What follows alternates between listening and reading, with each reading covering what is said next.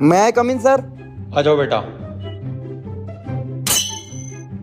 Sir ये Bobby class में दूसरे जूते पहन के आया है। बॉबी शूज कहाँ है तेरे? सर वो मैं भूल गया, कल से मैं स्कूल के जूते पहन के आऊंगा। चल बेटा कोई बात नहीं, बैठ जा। ठीक है सर। सर ऐसा थोड़ी होता है, स्कूल की रूल बुक में लिखा है दूसरे जूते अलाउ नहीं है। इसके जूते भी उतराओ और इसे बाहर खड़ा करो। हाँ sir, rule is rule. Bobby shoes उतार और क्लास के बाहर खड़े हो जा। एक मिनट सर, स्कूल की रूल बुक में तो ये भी लिखा है कि लड़कियों का मेकअप करना अलाउ नहीं है। इसका मेकअप उतराओ और इसको क्लास के बाहर करो। नहीं बॉबी ऐसा नहीं हो सकता। क्यों नहीं हो सकता? सर ऐसे कैसे नहीं हो सकता? Rules is rule. एक मिनट, जानवी खड़े हो, मुंह धो के आओ और बाहर खड़े हो जाओ।